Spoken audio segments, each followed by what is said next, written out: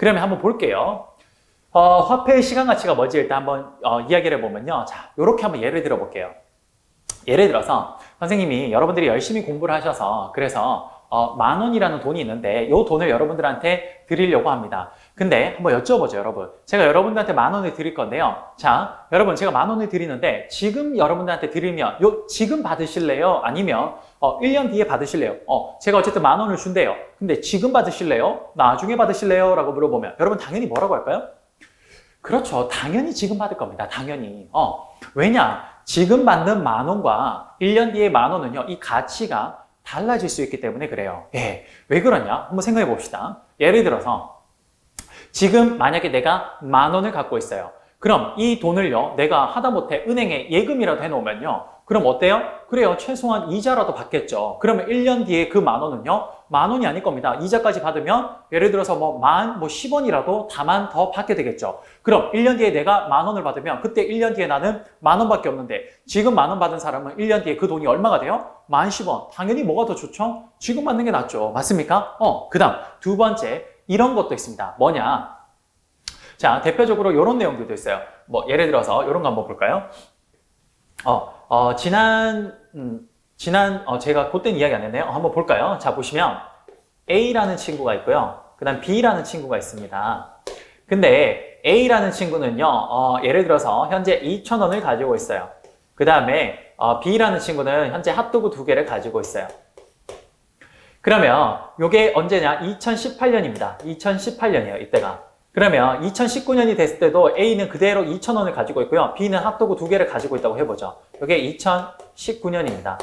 그럼 여러분 보세요. 예를 들어서 2018년도에 물가가 예를 들어 핫도그 하나당 가격이요. 이 당시에 1,000원이었어요. 1,000원. 그러면 요 A가 가지고 있는 2,000원이라는 요 당시의 돈은 얼마냐? 요 당시 돈으로 핫도그를 사 먹으면요. 몇 개 사 먹을 수 있냐? 2개 사 먹을 수 있죠. 그러면 이 당시에 2018년도에 A가 가지고 있는 2,000원과 B가 가지고 있는 핫도그 2개는요. 어떤 거냐? 그래요. 이거 2개는 똑같은 가치라고 이야기할 수가 있습니다. 맞습니까? 예. 그런데 2019년이 됐을 때 물가가 상승해서 뭡니까? 인플레이션이 발생해서 이때 핫도그 하나당 가격이 2,000원으로 바뀌었어요. 그러면 만약에 내가 핫도그를 그대로 가지고 있었다면 B는 역시나 핫도그 2개 그대로 가지고 있는데 A의 2,000원은요. 이제 나중에 1년 뒤에 2,000원은 어떻게 되냐? 그래요. 이거는 지금 핫도그를 하나밖에 못 먹는 거네요. 아, 그렇네요. 인플레이션이라는 게 발생을 하게 되면 뭐예요? 그래요.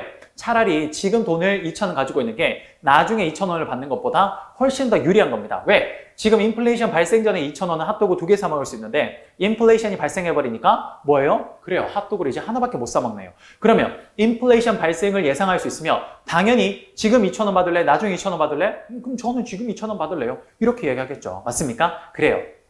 바로 이겁니다. 화폐라는 건요. 화폐라는 건 어떤 물건과 교환할 수 있는 그런 가치의 저장의 기능을 갖고 있는데 바로 이 화폐의 가치가요. 뭐예요? 시간이 흘러감에 따라 똑같은 10,000원이라도 그게 시간에 따라서 그 가치는 달라질 수 있다는 겁니다. 그걸 표현하는 게 뭐냐? 화폐의 시간 가치예요. 이해되십니까? 그래요.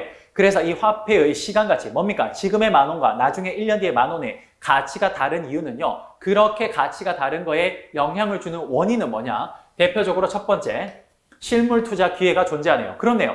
지금 내가 10,000원을 받으면 이걸 하다못해 은행에라도 저축해 놓으면 내가 1년 뒤에 나중에 10,000원 받는 사람보다 훨씬 더 많은 돈을 갖게 되니까 당연히 지금의 10,000원이 나중에 10,000원보다 훨씬 더 좋겠네요. 맞습니까? 두 번째, 방금 했네요.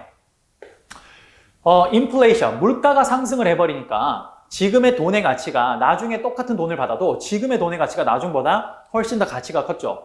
지금 2018년도에 2,000원을 받는 게 2019년도에 2,000원 받는 것보다 훨씬 더 많은 가치를 가지고 있습니다. 왜? 이때 2,000원을 핫도그를 2개 사 먹을 수 있는데 지금 2019년도에 2,000원은 뭐냐? 핫도그 하나밖에 못 사 먹죠. 그렇죠. 그러니까 당연히 현재의 2,000원을 미래의 2,000원보다 훨씬 더 가치가 있네요. 그래요. 인플레이션도 이런 화폐의 시간 가치에 영향을 주게 되네요. 이해되십니까? 그 다음 마지막 미래의 불확실성입니다. 이거죠. 예를 들어서 선생님이 이렇게 이래요. 제가 여러분들한테 여러분 너무 공부 열심히 하셔서 쌤이 지금 10,000원을 좀 여러분들한테 좀 드리고 싶은데 지금 드릴까요? 1년 뒤에 드릴까요? 라고 했습니다. 근데 어떤 친구는 지금 주세요 라고 해서 제가 10,000원을 지금 드렸어요.